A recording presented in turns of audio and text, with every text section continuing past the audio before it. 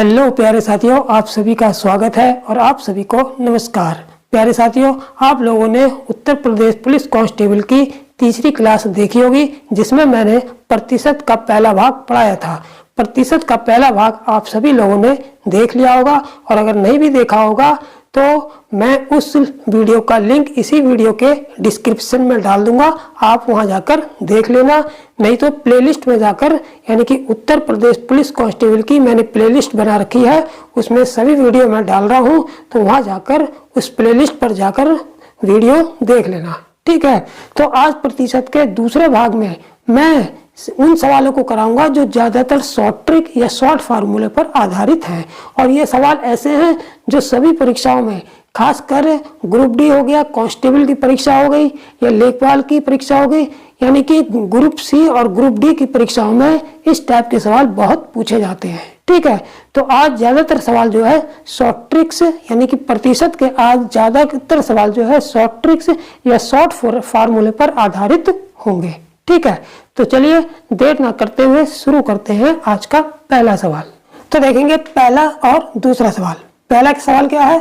पहला सवाल है कि यदि चीनी की कीमत 60% बढ़ गई है तो उसके उपभोग में कितने प्रतिशत की कमी की जाए ताकि खर्च पर असर ना पड़े।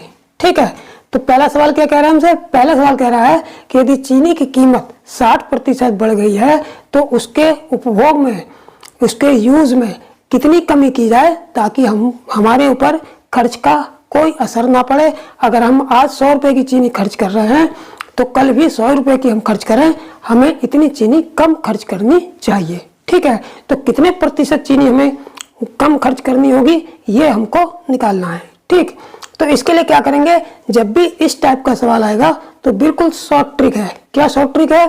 देखिए, जैसा मैं बताऊंगा ध्यान से सुनेंगे। ठीक, जैसे यहाँ पर दिया है कि चीनी की कीमत 60% बढ़ गई है। कितने प्रतिशत बढ़ गई है? 60% बढ़ गई है।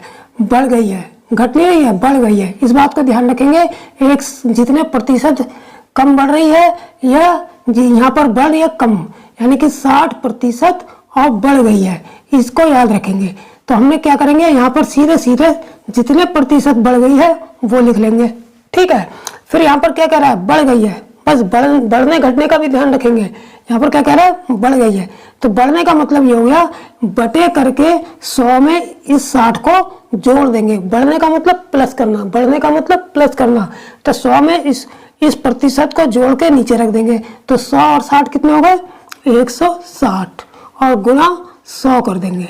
बस इतना काम कर देंगे तो हमें उपभोग में कितने प्रतिशत चीनी की कमी करनी पड़ेगी उसका प्रतिशत निकल के आ जाएगा। ठीक, तो देखिए 0 से 0 कट गया, 4 चौक 16, 4 25 100 हो गया, 2 दूनी 4, 2 तिया 6, तो बराबर कितना हो गया? 25 तिया 75 बटे ये 5 है, 25 तिया 75 बटे 2, 2 तिया 6, 1 बचा, 2 सत्ते 14, पॉइंट 2 पंजे 10, यानी कि बराबर आ जाएगा हमारा 37.5%। यानी कि 37.5% जो है चीनी के खर्चे में हमें कमी करनी पड़ेगी। ठीक है, तो कौन सा ऑप्शन सही हो जाएगा हमारा? बी वाला ऑप्शन सही होगा। ठीक है, क्योंकि इस टाइप के सवालों में अगर इधर बढ़ना देंगे तो उधर कम होना पूछा जाएगा, अगर इधर कम होना देंगे तो इधर बढ़ना पूछा जाएगा। ठीक है, इसी तरीके का ये दूसरा सवाल है, इसको भी देखेंगे। देखिए, ए की आय बी से 40% कम है, यानी कि ए की आय बी से 40% कम है, तो बी की आय ए से कितने प्रतिशत अधिक होगी?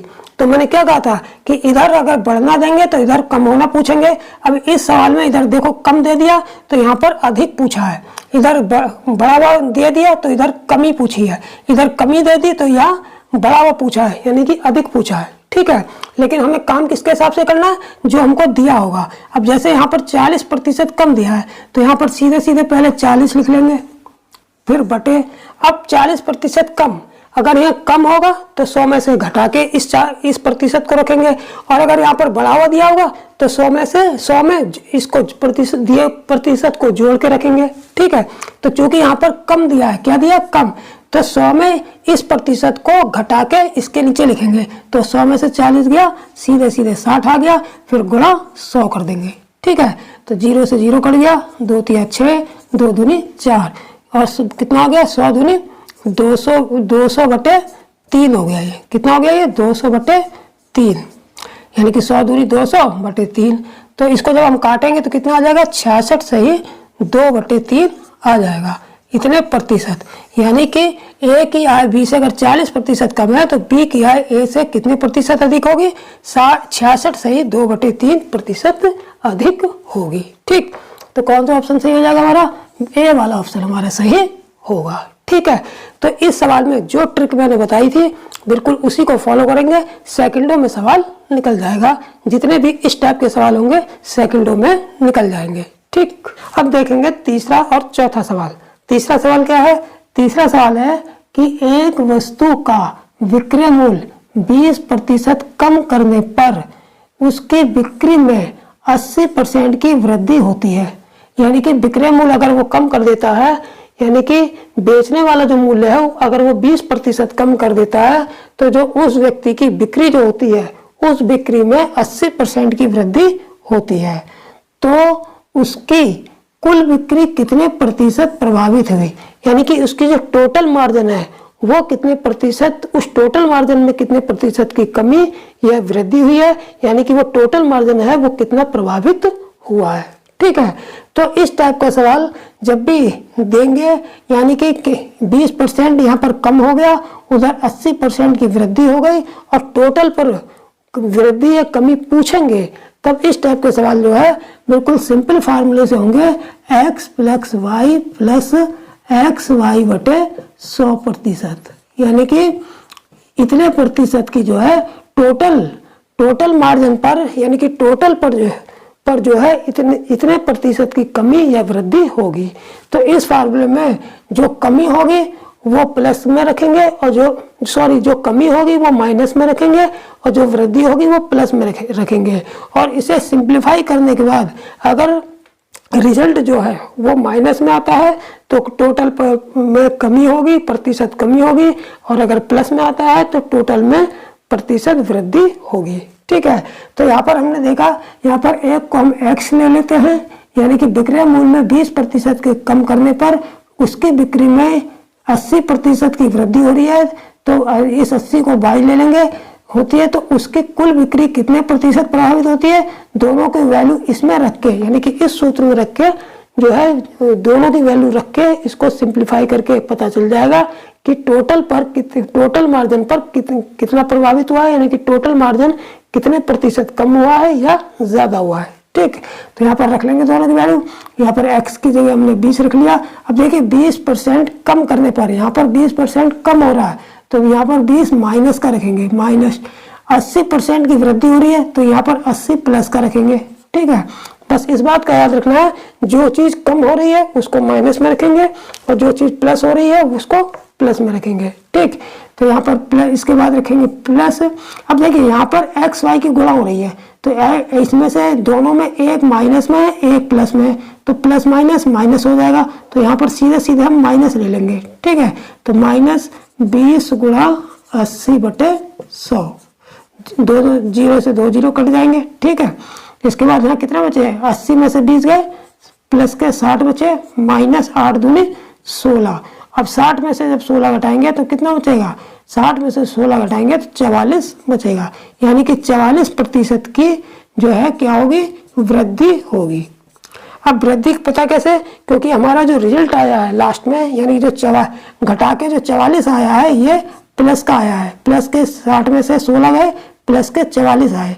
अगर ये माइनस में आता तो यहाँ पर 44% की कमी होती, तो चूंकि ये प्लस के 44 है तो इसका मतलब 44% की वृद्धि होगी टोटल मार्जिन में। ठीक, तो यहाँ पर कौन सा ऑप्शन सही होगा, देखिए ऑप्शन में दोनों चीजें दे रखी है, 44% वृद्धि भी दे रखी है, 44% कमी भी दे रखी है, तो हमें कौन सा ऑप्शन पहला वाला लगाना है, क्योंकि 44% की वृद्धि हुई। ठीक, अब देखते हैं चौथा सवाल। चौथा सवाल क्या है कि एक व्यापारी गलत तराजू के माध्यम से खरीदते समय 10% का घोटाला करता है, यानी कि कोई व्यापारी है वो माल खरीदते समय 10% का घोटाला करता है, यानी कि 10% वो मार लेता है, यानी कि लाभ ले लेता है। ठीक है, फिर उस माल को बेचते समय भी 10% का घोटाला करता है, यानी कि खरीदते समय भी वो 10% जो है मार्जिन घोटाला करके अपने फायदा कर लेता है, और बेचते समय भी वो 10 घोटाला करके 10% का अपना फायदा कर लेता है, यानी कि दोनों कंडीशन में वो अपने को प्लस करता है। ठीक है, तो उसका लाभ प्रतिशत क्या होगा, तो उसका टोटल लाभ प्रतिशत हमसे पूछा है। तो सिंपल है, खरीदते समय भी 10% लाभ में ले रहा है और उस माल को बेचते समय भी 10% लाभ ले रहा है, तो हम इसी फार्मूले का उपयोग करेंगे दोनों में। अब देखिए दोनों जगह यहाँ लाभ ही हो रहा है, यानी खरीदते समय भी प्लस हो रहा है, यानी कि 10% घोटाला कर रहा है, इसका मतलब लाभ ले रहा है, और बेचते समय भी 10% लाभ ही ले रहा है, यानी कि दोनों ही प्लस के हैं। तो सीधे सीधे हम प्लस रखेंगे, एक्स वाई इसी फार्मूले में रख देंगे, यानी कि एक्स की जगह 10, यहाँ एक्स भी 10 है और वाई भी 10 है, तो 10 प्लस 10 गुणा 10/100, 0 से 0 कट जाएगा, कितना आ जाएगा 10 और 10 20, 10 और 10 कितने होगा 20, प्लस ये 2 सब कट गए तो यहाँ पर 1 बचा, तो बराबर कितना आ जाएगा, बराबर आ जाएगा हमारा 21%, यानी कि जो टोटल लाभ हो रहा है उसे वो कितना हो रहा है 21% हो रहा है। ठीक, तो कौन सा ऑप्शन सही हो जाएगा हमारा, सी वाला ऑप्शन सही होगा। ठीक, अब देखते हैं पांचवा और छठा सवाल। पांचवा सवाल क्या है, पांचवा सवाल है कि एक संख्या में 25% की वृद्धि करें। ठीक है, फिर प्राप्त संख्या में, यानी कि एक संख्या में पहले 25% की वृद्धि करें, फिर वृद्धि करने के बाद जो संख्या हमें प्राप्त होगी, फिर उस संख्या में जो प्राप्त संख्या में 25% की कमी करें, तो अंत में कितने प्रतिशत की कमी या वृद्धि होगी। यानी कि कोई संख्या है जिसमें सबसे पहले 25% की वृद्धि कर देंगे, वृद्धि करने पर जो संख्या हमको मिलेगी फिर उसमें हम फिर 25% की कमी कर देंगे, तो अंत में जो संख्या प्राप्त होगी उसमें कितने प्रतिशत की कमी या वृद्धि होगी। ठीक है, तो देखिए जब भी इस टाइप का सवाल होगा, यानी कि 25% की वृद्धि, यानी कि मान लेते हैं कोई संख्या x है, किसी मान में पहले हम x% की वृद्धि कर दें, किसी भी मान में कोई भी वैल्यू ले लेंगे, किसी भी वैल्यू में पहले हम x% की वृद्धि कर दें, फिर बाद में पहले वृद्धि कर दें, फिर बाद में x% की ही कमी कर दें, यानी कि ये सेम वैल्यू है, ये भी यहाँ भी x है यहाँ भी, यानी कि x% की वृद्धि करें बाद में x% की ही कमी कर दें, तो ऐसी कंडीशन में हमेशा कमी ही होती है। ऐसी कंडीशन में क्या होती है, हमेशा कमी होती है, और कितनी कमी होती है, हमेशा x²/100 की कमी होती है, x²/100% की कमी होती है हमेशा। ठीक है, तो यहाँ पर x की जगह क्या आ गया, यहाँ पर 25% की वृद्धि करें, फिर 25% की हमें कमी कर दे, तो इसका मतलब क्या हुआ कि हमें कमी होगी, कितनी कमी होगी, 25/100% की कमी होगी। ठीक है, तो इसको हल कर लेंगे, 25 का स्क्वायर कितना हो जाएगा 625/100, तो 2 में 0 काट देंगे, 2 के बाद पॉइंट लगा देंगे, कितना हो गया 6.25, यानी कि 6.25% की कमी होगी। ठीक है, अब यहाँ पर चूंकि भिन्न में दे रखा है, मिश्र भिन्न में दे रखा है, तो 6.25 का मतलब क्या हो गया 6 और 25 का मतलब 1/4, यानी कि 6 सही 1/4%, यानी कि 6.25 का मतलब क्या हुआ 6 सही 1/4। ठीक, तो कौन सा ऑप्शन सही होगा हमारा, कमी वाला। देखिए 2 ऑप्शन दे रखे हैं, 6 से 1/4 वृद्धि और 6 से 1/4 कमी, तो हमेशा ऐसी कंडीशन में हमेशा कमी होती है, तो हमारा उत्तर क्या आया था 6 से 1/4, तो इसका मतलब 6 से 1/4% कमी होगी, यानी कि ये वाला ऑप्शन, यानी कि पहला वाला ऑप्शन हमारा सही होगा। ठीक, अब देखेंगे छठा सवाल। छठा सवाल क्या है कि एक आयत की लंबाई में 12% की वृद्धि की गई तथा चौड़ाई में 10% की वृद्धि की जाती है, तो उसके क्षेत्रफल में कितने प्रतिशत की वृद्धि होगी। ठीक है, यानी कि आयत की लंबाई में भी वृद्धि की गई और चौड़ाई में भी वृद्धि की गई, तो जो उसका क्षेत्रफल है उसमें कितने प्रतिशत की वृद्धि होगी। तो देखिए इसमें यही वाला फार्मूला लगेगा x plus y plus x y बटे 100, यानी कि एक लंबाई में वृद्धि कर दी 12%, दूसरी चौड़ाई में 10% की वृद्धि कर दी, तो टोटल उसका जो क्षेत्रफल पर क्या प्रभाव पड़ा, यानी कि टोटल जो है क्षेत्रफल x plus y plus x y बटे 100% दोनों जगह वृद्धि हो रही है तो वृद्धि होगी। ठीक है, तो एक को हम x ले लेंगे और एक को y ले लेंगे और इस सूत्र में इसको रख देंगे। ठीक है, तो x की जगह क्या रखेंगे 12 प्लस y की जगह क्या रखेंगे 10 प्लस एक्स वाई की जगह क्या रखेंगे 12 गुणा 10, क्योंकि x 12 है और y 10 है तो 12 गुणा 10 बटे 100। ठीक है, अब इसको सिंप्लीफाई कर लेंगे, 0 से 0 कट गया, कितना बचा, यहाँ पर बच जाएगा हमारा 2 पंजे, देखिए यहाँ पर 10 है तो सीधे 0 काट के एक बीच में पॉइंट लगा देंगे, यानी कि 1.2 हो गया। ठीक है, तो 12 10 22, यानी कि 12 10 22 प्लस 1.2, यानी कि 22 और 1 23.2%, यानी कि आयत के क्षेत्रफल में कितने प्रतिशत की वृद्धि होगी 23.2% की वृद्धि होगी। ठीक, तो कौन सा ऑप्शन सही हो जाएगा हमारा, सी वाला ऑप्शन सही होगा। ठीक, अब देखेंगे 7वां और 8वां सवाल।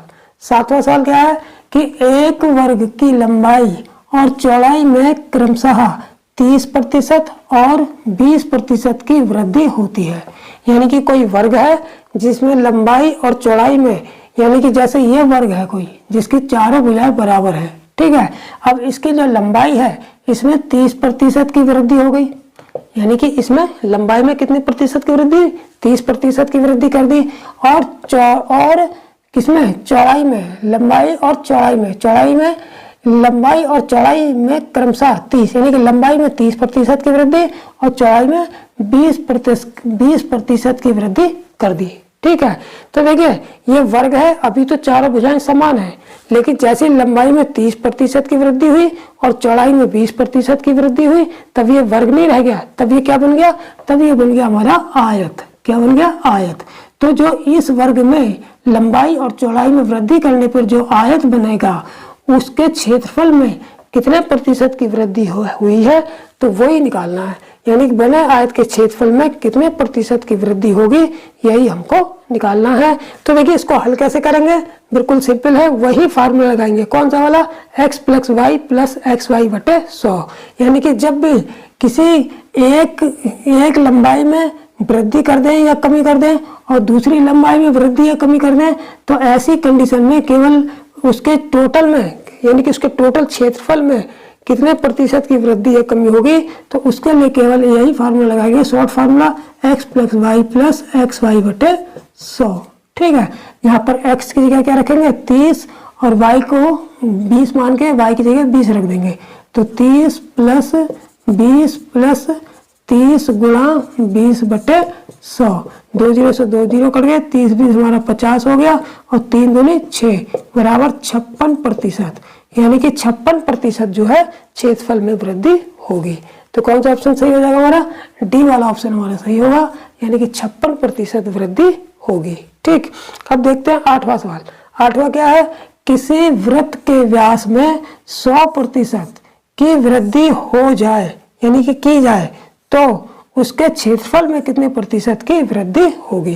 ठीक है, तो देखिए जब मामला वृत्त का हो, अगर आयत का हो और वर्ग का हो, उसकी लंबाई में वृद्धि कर दी जाए, चौड़ाई में वृद्धि की जाए, या लंबाई में कमी कर दी जाए, चौड़ाई में वृद्धि की जाए, तब तो हमें यही वाला फार्मूला लगेगा। तब हमें कौन सा फार्मूला लगेगा, आयत हो या वर्ग हो। ठीक है, लेकिन जब बात वृत्त की आती है तो वृत्त में अगर चाहे त्रिज्या में वृद्धि की जाए, चाहे व्यास में वृद्धि की जाए या कमी की जाए, तो ऐसी कंडीशन में केवल कौन सा फार्मूला लगाएंगे, यह फार्मूला लगेगा 2x प्लस एक्स स्क्वायर बटे 100। ठीक है, तो यहाँ पर क्या फार्मूला लगेगा 2x प्लस एक्स स्क्वायर बटे 100। ठीक, तो जैसे हमें वृत्त के व्यास में कितने % की वृद्धि की है, 100% की वृद्धि की है, तो यहाँ x की जगह क्या रख लेंगे, x की जगह 100 रख लेंगे। ठीक है, तो यहाँ पर x की जगह 100 रखेंगे तो 100 2 गुणा 100 प्लस एक्स स्क्वायर बटे 100, यानी कि एक्स स्क्वायर का मतलब 100 का स्क्वायर बटे 100, यानी कि 100 की 2 बार गुणा बटे 100, तो 100 से 100 ही कट गया, 100 दूनी 200 और 200 और प्लस ये वाला 100, तो कितना हो गया 300, यानी कि 300% की वृद्धि होगी। किसी वृत्त के व्यास में 100% की वृद्धि करने पर कितने प्रतिशत की वृद्धि होगी, 300% की। तो सी वाला ऑप्शन हमारा सही होगा। ठीक है, तो वृत्त के मामले में जब भी उसकी त्रिज्या में वृद्धि या कमी दें या उसके व्यास में वृद्धि या कमी दें तब हम, और उसके क्षेत्रफल में प्रतिशत वृद्धि या कमी पूछेंगे तो हमेशा जो है इसी फार्मूले को लगाएंगे वृत्त के लिए। और आयत या वर्ग की बात होगी तब आयत और वर्ग में लंबाई या चौड़ाई में प्रतिशत वृद्धि या कमी देंगे और प्रतिशत क्षेत्रफल में वृद्धि या कमी हमसे पूछेंगे तब जो है हम इस फार्मूले का उपयोग करेंगे। ठीक है, तो इस तरीके से इन दोनों फार्मूलों को आप अच्छी तरह से याद रखेंगे, वृत्त के लिए ये वाला और आयत और वर्ग के लिए ये वाला। ठीक, अब देखेंगे 9वां और 10वां सवाल। 9वां सवाल क्या है, 9वां सवाल है कि यदि एक वृत्त की परिधि 50% कम कर दे तो क्षेत्रफल में कितने प्रतिशत की कमी होगी। यानी कि वृत्त की परिधि में 50% की जो है कमी कर दी जाए। देखिए, चाहे त्रिज्या हो, चाहे परिधि हो, चाहे व्यास हो, जितनी कमी की जाएगी उसको x मानेंगे, और फार्मूला हमारा क्या लगेगा, फार्मूला हमारा लगेगा 2x प्लस एक्स स्क्वायर बटे 100, यानी कि ये वाला फार्मूला लगेगा। और चाहे परिधि हो, चाहे त्रिज्या हो, चाहे व्यास हो, अगर वृद्धि करेंगे तो यहाँ पर प्लस रहेगा और अगर कमी कर देंगे, बाई चांस उन्होंने कह दिया कमी करेंगे तो यहाँ पर क्या लगेगा, यहाँ पर आगे माइनस लग जाएगा, क्योंकि x की वैल्यू माइनस में आ जाएगी तो यहाँ तो माइनस हो जाएगा और यहाँ पर माइनस, चूंकि स्क्वायर है इसलिए माइनस माइनस यहाँ प्लस आ जाएगा। तो फार्मूला हमारा बस थोड़ा सा चेंज हो जाएगा। अगर हमें कमी दे देंगे तो यहाँ पर 2x की आगे माइनस और लगा देंगे। ठीक है, और अगर वृद्धि दे रहे हैं तब तो सीधे सीधे प्लस का 2x प्लस एक्स स्क्वायर बटे 100 होगा। लेकिन अगर कम कर रहे हैं तो यहाँ 2x की जगह माइनस और कर देंगे, यानी कि minus 2x plus x square बटे 100 फार्मूला लगेगा। ठीक, तो अब इसको देखो, यहाँ पर x की जगह क्या रखेंगे, x की जगह जो है हम क्या रखेंगे 50% रखेंगे, यानी कि 50 रखेंगे। तो -2 गुणे 50 हो गया प्लस एक्स स्क्वायर बटे 100, यानी कि 50 का स्क्वायर बटे 100, यानी कि 50 की 2 बार गुणा बटे 100। ठीक है, तो इस तरीके से ये 2 जीरो से 2 जीरो कट गए, 25 यहाँ पर कितना आ गया, 50 दूनी माइनस के 100 हो गया प्लस यहाँ पर 25 हो गया, यानी कि माइनस के 100 में से 25 गए तो माइनस के 75। अब जब माइनस के 75 आ गए तो इसका मतलब क्या हुआ, माइनस का चिन्ह ये बता रहा है कि 75% की कमी हुई। तो -75 का मतलब यानी कि 75% की कमी हुई है। -75 का मतलब 75% की कमी हुई है। तो कौन सा ऑप्शन सही हो जाएगा, डी वाला ऑप्शन हमारा सही होगा। ठीक, अब देखेंगे 10वां सवाल। 10वां क्या है कि एक वर्ग की प्रत्येक भुजा में 10% की वृद्धि की जाए तो उसके क्षेत्रफल में प्रतिशत वृद्धि बताओ। ठीक, तो देखिए वर्ग की प्रत्येक भुजा में 10% की वृद्धि की जा रही है। इससे पिछले वाले सवाल में क्या था कि एक वर्ग था, उसकी लंबाई में अलग वृद्धि हो रही थी x% और चौड़ाई में अलग वृद्धि हो रही थी, उसको हमने y माना था। लेकिन यहाँ पर क्या है, यहाँ पर जो वर्ग दे रखा है इसकी प्रत्येक भुजा में एक ही वृद्धि हो रही है 10% की, यानी कि समान वृद्धि हो रही है। यानी यहाँ भी x% की वृद्धि हो रही है और चौड़ाई में भी x% की वृद्धि हो रही है, लंबाई में भी x% की वृद्धि हो रही है और चौड़ाई में भी x% की वृद्धि हो रही है, यानी कि समान वृद्धि हो रही है। तो ऐसी कंडीशन में क्या फार्मूला लगेगा, ऐसी कंडीशन में फार्मूला हमारा वही लगेगा, कौन सा, x plus y plus x y बटे 100। ठीक है, लेकिन यहाँ पर x की जगह भी 10 ही रखेंगे और y की जगह भी 10 रखेंगे।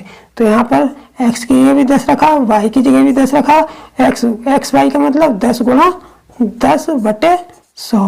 ये 0 से दोनों 0 कट गए, 10 और 10 20, यहाँ पर ये 20 हो गया प्लस यहाँ सब कट गया तो 1 आ गया, यानी कि बराबर आ गया 21%। यानी कि उसके क्षेत्रफल में कितने प्रतिशत की वृद्धि होगी, 21% की वृद्धि होगी। तो डी वाला ऑप्शन हमारा सही होगा। ठीक है, अब देखेंगे 11वां और 12वां सवाल। 11वां सवाल क्या है, 11वां सवाल है कि एक आदमी अपनी आय का 24% मकान के किराए पर तथा 62% अपने परिवार पर व्यय करता है यानी कि खर्च करता है, ठीक है, तथा शेष आय दान कर देता है, यानी कि वो क्या करता है, अपनी आय का 24% तो मकान के किराए दे देता है, ठीक है, 62% अपने परिवार पर खर्च कर देता है, ठीक है। उसके बाद जो उसकी आय बचती है, उसकी आय जो बचती है वो शेष आय जो क्या कर देता है, वो दान कर देता है। तो उसकी कुल आय कितनी है, यानी कि उसकी कुल आय हमसे पूछी है, ठीक है। आगे क्या कहा है कि जबकि वह दान 6300 रुपये करता है, यानी कि दान की राशि हमको दे दी, दान कितना करता है, 6300 रुपये करता है, ठीक है। तो हम दान कितने प्रतिशत करता है ये निकाल लेंगे। अगर हमको पता चल जाए कि दान इतने प्रतिशत करता है और हमको दान की वैल्यू भी दे रखी है, तो हमें इसकी, अगर रुपए में तो वैल्यू दे रखी है, लेकिन अगर हमें प्रतिशत में वैल्यू पता चल जाए तो उसकी कुल आय निकल जाएगी, ठीक है। तो देखिए टोटल आय कितनी थी, टोटल आय कितनी होगी, 100% होगी, ठीक। इसमें आय का 24% मकान को दे दिया, 24% किसको दे दिया, मकान को, 62% परिवार को दे दिया, यानी कि 24 और 62 कितने हो गए, 4 2 6 और 6 2 8, यानी कि 86% उसने खर्च कर लिया, अपनी आय का 86% उसने खर्च कर लिया, यानी कि 24% मकान को दे दिए और 62% परिवार को दे दिए, ठीक है। अब बची शेष आय, टोटल आय 100% होती है, तो शेष आय कितनी बची, शेष आय जो बची हमारी कितनी प्रतिशत बची, शेष आय बची 100 में से 86 घटा दो तो 14% बची, शेष आय कितनी बची, जो 14% बची। अब यही शेष आय जो 14% है ये क्या करता है, उसको दान कर देता है, ठीक है। तो दान की वैल्यू हमको दे रखी है 6300 रुपये, और दान की प्रतिशत राशि भी हमको पता चल गई 14%। इसका मतलब जो है कि 14% जो है वो 6300 रुपये के बराबर हो गया, ठीक है। इसलिए आय बराबर कितनी हो जाएगी, इसलिए आय बराबर हो जाएगी, चूंकि ये 6300 राशि जो है वो 14% के बराबर है, इसलिए आय कितनी हो जाएगी, 6300 बटे 14%, ठीक है। यानी कि जो आय दे रखी है, यानी कि जो 14% की रुपए में जो वैल्यू है उसमें हम 14% से ही डिवाइड कर देंगे तो कुल आय मिल जाएगी। तो 6300 बटे 14% तो बराबर आ जाएगा 6300 बटे नीचे 14 है, ये प्रतिशत को हटा देंगे तो यहाँ पर 100 के से गुणा कर देंगे, प्रतिशत को हटाएंगे तो 100 से गुणा कर देंगे, ठीक है। 7 दूनी 14, 7 निम 63, ये 900 से कट गया, 2 50 ये 100 हो गया, तो 50 और 900 की गुणा कितनी आ गई, 9 पंजे 45 और 2 जीरो ये 1 ये, यानी कि 3 जीरो ये, यानी कि 45,000 रुपये उसकी मासिक आय होगी, ठीक है। तो कौन सा ऑप्शन सही हो जाएगा, सी वाला ऑप्शन हमारा सही होगा, ठीक। अब देखेंगे 12वां सवाल। 12वां क्या है कि कमल ने 4 विषयों में क्रमशः 81%, 66%, 61% तथा 72% अंक प्राप्त किए, यानी कि चारों विषयों के उसके जो नंबर है वो प्रतिशत में दे रखे हैं। कमल ने 4 विषयों में 81%, 66%, 61% और 72% अंक प्राप्त किए। तब हमसे पूछा है कि तो उसने कुल कितने प्रतिशत अंक प्राप्त किए, यानी कि टोटल पूछा है कि टोटल कितने प्रतिशत अंक प्राप्त किए। तो जब भी किसी भी 4 सब्जेक्ट हो या 5 सब्जेक्ट हो उनके सभी के प्रतिशत में अंक दे रखे हो और हमसे कुल कितने प्रतिशत अंक पूछ ले तो कुछ नहीं करना है, इनका औसत निकाल देना है। तो कितने सब्जेक्ट हैं, 1 2 3 4, तो इन प्रतिशतों का औसत निकाल देना है, यानी कि सबको जोड़ के जितने विषय के जितने नंबर हैं ये, यानी कि जितने विषयों में जितने विषय हैं उससे डिवाइड कर देंगे। तो यहाँ कितने हैं, इन सबको जोड़ देंगे, 81 66 61, यानी कि 81 प्लस 66 प्लस 61 प्लस 72। अभी कितने हैं, 1 2 3 4, 4 से डिवाइड कर देंगे बस। तो जो है हमें कुल कितने प्रतिशत अंक प्राप्त किए वो निकल के आ जाएगा, ठीक है। तो इनको जोड़ देंगे, 2 और 1 3, 6 9 और 1 10 की 0 हो गया, 7 6 13, 6 19 और 8 27 और 1 28 हो गया, ठीक है। बटे 4, 4 7 28, ये कट गया, 0 यहाँ पर आ गया, तो बराबर कितना आ गया, 70% आ गया। यानी कि कुल कितने प्रतिशत अंक प्राप्त किए, 70% अंक प्राप्त किए। तो कौन सा ऑप्शन सही हो जाएगा हमारा, बी वाला ऑप्शन हमारा सही होगा, ठीक है। अब देखेंगे 13वां और 14वां सवाल। 13वां सवाल क्या है 13वां है कि एक चुनाव में 2 उम्मीदवारों ने भाग लिया। ठीक है, देखिए ये चुनाव का जो सवाल है और ये सवाल जो चुनाव का जो सवाल होता है यानी इलेक्शन वाला जो सवाल होता है ये अधिकतर जो है खूब पूछा जाता है। तो इसको ध्यान से देखेंगे और बिल्कुल आसान होता है, यानी कि जो कांस्टेबल लेवल का जो इलेक्शन वाला सवाल आएगा वो तो बिल्कुल आसान सा आएगा। बाकी जो बड़ी परीक्षाएं होती हैं उनमें थोड़ा इसको जरा टफ करके दे देते हैं, लेकिन इलेक्शन वाला सवाल जो है कांस्टेबल स्तर तक की परीक्षा में बिल्कुल आसान सा आता है, बिल्कुल इसी टाइप से आता है। बस इसको किस तरीके से करेंगे ध्यान से देखेंगे। ठीक, देखिए एक चुनाव में 2 उम्मीदवारों ने भाग लिया। ठीक है, उसमें से एक को 60% अंक मिले। अब जैसे 2 उम्मीदवार हैं, एक ये है एक ये है, 2 उम्मीदवार हैं, एक को कितने मिल गए? एक को 60% मत मिल गए। ठीक है, और वह 1600 मतों से जीत गया, यानी कि इसको 60% मत मिले और ये कितने मतों से जीता? 1600 मतों से जीत गया। तो कुल कितने डाले गए मतों की संख्या बताओ। ठीक है, यानी कि हमें टोटल डाले गए मतों की संख्या निकालनी है। ठीक है, तो देखिए 2 कैंडिडेट हैं, एक ये एक ये। ठीक, इसने 60% यानी कि इस तरीके से ले लो, एक ये पहला कैंडिडेट है, ये दूसरा वाला। ठीक, 60% पहले वाले को 60% मत मिल गए और ये 1600 मतों से जीत गया, यानी कि पहले वाले को 60% मत मिले और ये 1600 मतों से जीत गया। जब इसको 60% मिले तो टोटल मत 100% पड़े होंगे, तो जब इसको 60% मिल गए तो इसको 100 में से 60 गए, इसको 40% मिले होंगे। ठीक है, तो दोनों अब ये 40% जब मत इसको मिल गए तो इसका मतलब है दोनों के मतों में कितने प्रतिशत का अंतर है? 60 में से 40 घटा दो, 20% का अंतर है। ठीक है, यानी कि जो जीतने वाला व्यक्ति है उसने 20% मत जो है ज्यादा प्राप्त कर लिए। ठीक है, और कितना? 1600 मत से जीता होगा। कितने मतों से जीता? 1600, यानी कि 20% का अंतर, यानी कि 1600 मतों का अंतर से जीता। 1600 मतों का अंतर है, यानी कि ये जो 20% का अंतर जो है वो किसके बराबर होगा? 1600 मतों के अंतर के बराबर होगा। ठीक है, तो जब 20% मत जो है वो 1600 मतों के, यानी 20% मत जो है वो 1600 के बराबर है, इसका मतलब कुल मत कितने हो गए? कुल मत हो गए बराबर ये 1600 बटे 20%, यानी कि 1600 बटे 20% को हटाएंगे तो 100 से गुणा करेंगे। 20 पंजे 100 से कट गया, 16 पंजे 80 और 2 जीरो ये, यानी कि 8000 मत। कुल मत कितने पड़े? 8000 मत पड़े। तो कौन सा ऑप्शन सही होगा हमारा? सी वाला ऑप्शन हमारा सही होगा। ठीक, अब देखते हैं 14वां सवाल। रवि को एक परीक्षा में पास होने के लिए 36% अंक प्राप्त करने थे, लेकिन उसने 24% अंक प्राप्त किए और 9 अंकों से फेल हो गया।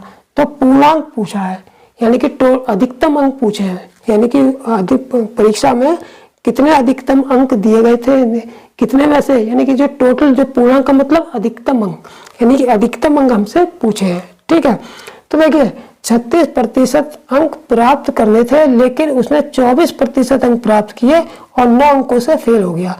यानी कि 36% तो प्राप्त करने थे, लेकिन उसने कितने प्राप्त किए? 24%। तो कितने प्रतिशत कम प्राप्त किए?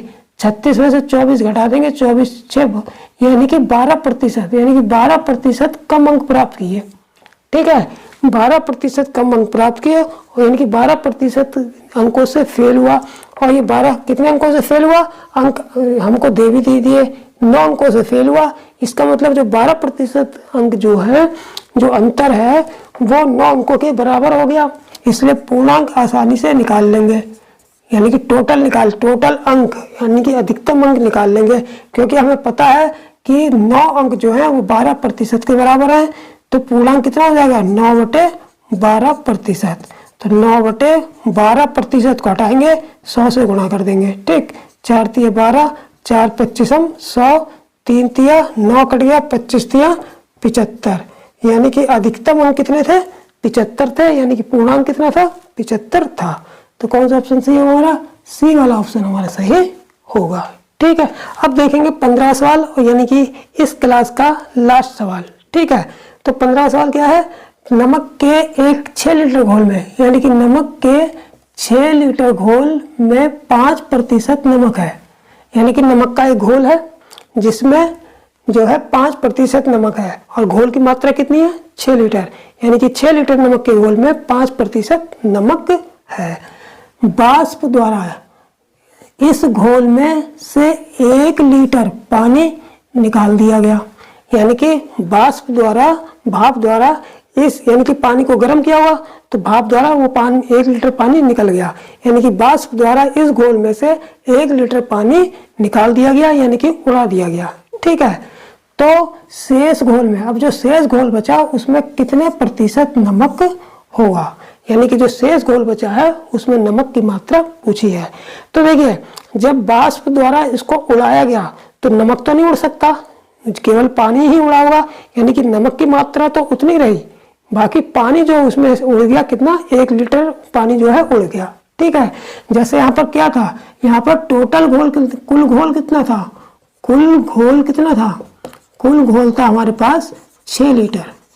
ठीक है, कुल घोल कितना था, 6 लीटर था। ठीक है, तो इस घोल में 5% नमक है। यानी कि 6 लीटर में कितना नमक है, 5% नमक है। तो 6 लीटर में 5% नमक निकाल लेंगे, इसलिए 5% नमक की मात्रा कितने में निकालेंगे, 6 लीटर घोल में। तो 6 का 5%, 6 गुणा 5/100 कितना आ जाएगा, 5 बीसम 100 हो जाएगा, 5 एकम 5, यहाँ 2 तिया 6, 2 धाम 20। ठीक है, यानी कि 3/10 आ गया। यानी कि 5% नमक की मात्रा 6 लीटर घोल में कितनी आ गई, 3/10 आ गई। ठीक है, अब क्या हुआ, जब इसको वाष्प गर्म किया गया तो 1 लीटर पानी तो उड़ गया वाष्प बनके, तो कितना बचा, अभी 6 लीटर घोल है, अब 1 लीटर पानी उसमें से निकल गया, तो शेष घोल कितना बचा, शेष घोल बचा हमारा 6 में से 1 घटा दो बराबर 5 लीटर बचा। ठीक है, तो ये जो नमक 3/10 है, ये जो नमक है 3/10, ये 5 लीटर में अब रह गया। तो यही पूछा हमसे कि शेष घोल में कितने प्रतिशत नमक है। ठीक है, तो यानी कि 3/10 जो नमक है वो 5 लीटर घोल में कितने प्रतिशत होगा।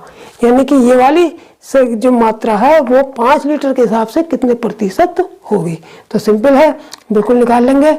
इसलिए प्रतिशत मात्रा बराबर जो मात्रा निकालनी होती है वो ऊपर रखते हैं 3/10।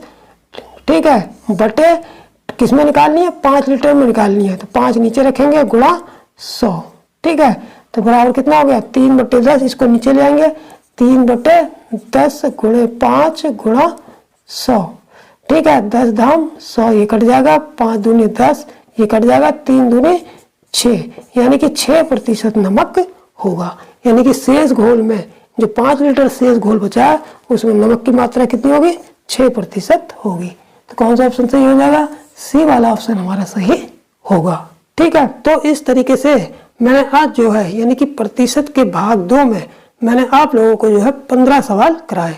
ठीक है, लेकिन अभी भी कुछ इंपॉर्टेंट सवाल जो है शेष बचे हुए हैं, वो मैं प्रतिशत के लास्ट भाग यानी कि पार्ट 3 में पूरे कराऊंगा। ठीक है, तब तक के लिए जय हिंद, जय भारत।